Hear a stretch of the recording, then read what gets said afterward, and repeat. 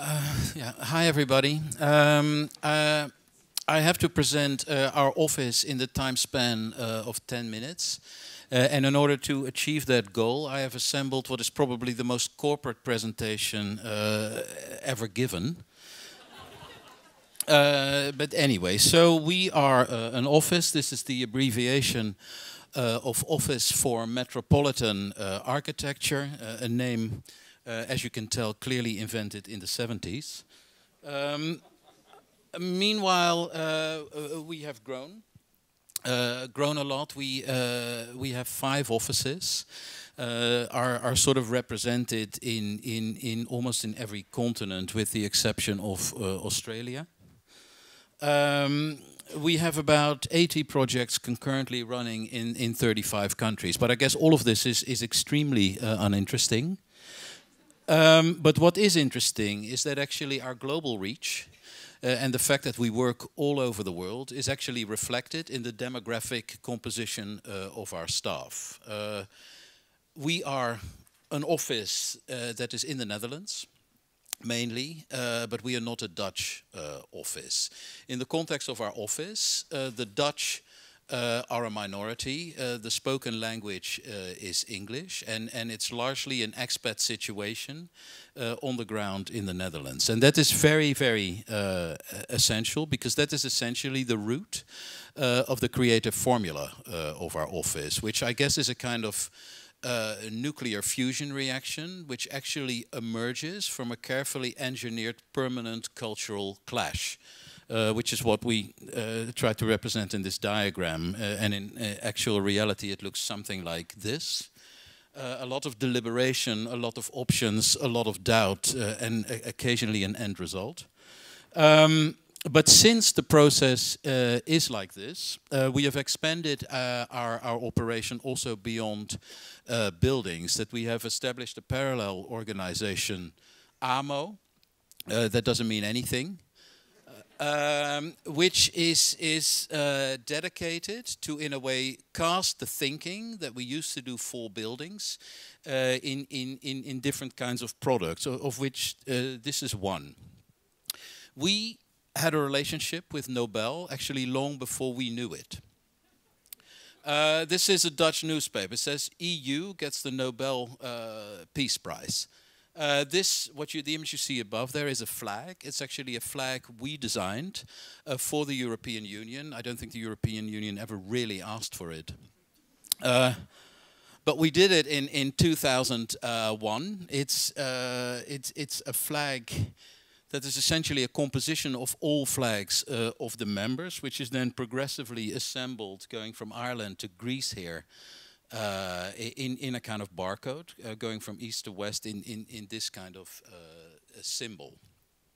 This was a thinking exercise we did for the EU, and apparently retrospectively, this flag was on the cover of every single Dutch newspaper, which we claimed as a kind of that we could retroactively take credit for the fact that the EU even got this prize.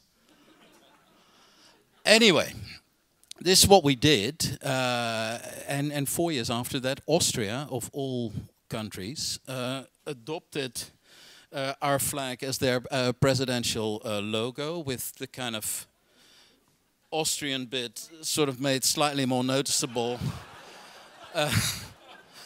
than the rest. But the interesting thing was, none of these images is Photoshop. All of these images are actually real photographs of how our flag, our barcode flag, actually infiltrated the political domain, to the point that on a state visit, George Bush actually, without ever knowing it, indicated that Europe should be bigger. The story goes on. It became the basis of an exhibition. It became the basis of an exhibition in Europe, in the heart of European sad bureaucratic architecture. And the interesting thing here is that this is actually a bit of architecture, a bit of temporary architecture, but it is a space designed for an event, largely for an opening. It's an exhibition designed for an opening on a kind of anniversary of Europe. And in the context of what our task at hand is here, we are making a building, but we are in fact giving retroactively a home to an event. It is maybe not an uninteresting example. This is an Iranian demonstration outside on the day of the opening. Actually a more interesting event on the outside than took place on the inside. Anyway, this is another kind of temporary structure. It is called the Transformer. It is also a building for exhibitions in Seoul. The thing is, this is a tetrahedron that has 4 different sides. And the essence of this building is that every now and then you can turn it on its side, you can turn it on its side, you can turn it again on its side, so that a facade becomes a plan, becomes a facade. So that every time when you do that, and the spectacle is actually in changing, every time when you do that it has another program. This is an exhibition of Prada skirts, but this is, for instance, in another configuration with another plan, it becomes a cinema. And given the multiple aims that also this building has to serve, maybe also a relevant example. Well, we also do serious work. This is the largest building we have designed to date. It is the headquarters for China Central Television. And the point of this building was that it was meant to make essentially something very secluded, public, the operating of the Chinese state television. A building which is meant to allow the public inside that building in a public route that that follows the loop form of the building and goes through the entire building, so that what you see here actually is this, and where there is the red, actually the public can enter to the top of the building in the most intimate part. Here you see part of that public trajectory, and here that's through that glass, actually looking down through the cantilever all the way to the ground. This building was a competition. It was won in 2002, and at that particular moment, the reconstruction of the World Trade Center towers in New York was on the cards, very relevant. And I remember we had 2 simultaneous invitations. We chose for the Chinese invitation for very evident reasons, because we suspected the World Trade Center thing would become a bit of a talk show. Which I guess it did.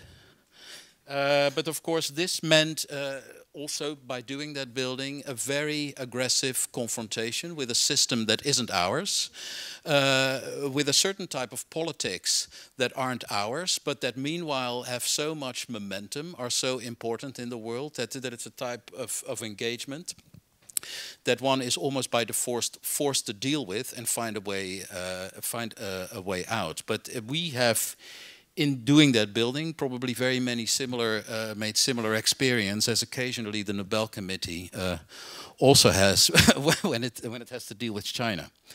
Another building, a concert hall in Porto. This was finished in 2005. It's actually a concealed shoebox, where the concert halls are sort of taken out of a mass that looks like a meteorite. This is the main hall for concerts. The end of the concert hall is a kind of big window onto the city, so that it's occasionally also a machine that allows one to view the city as the backdrop of concerts. All foyers are linked by a kind of public trajectory that, like in the case of the CCTV building, morph through the whole building. All the way to the top, with different functions, all the way to the top. And occasionally on the outside, performances are held as well, where the building then becomes a kind of recessive foreground. Then the last project. This is a public library in Seattle. It's a library, but it's also a machine for public space, in the sense that the storage of books and other things is a series of floating boxes, and that it's really about the space in between those boxes that are a series of elevated public plazas in the heart of an American city, in this case Seattle. So this is how the public actually invades these public levels. I have 27 seconds.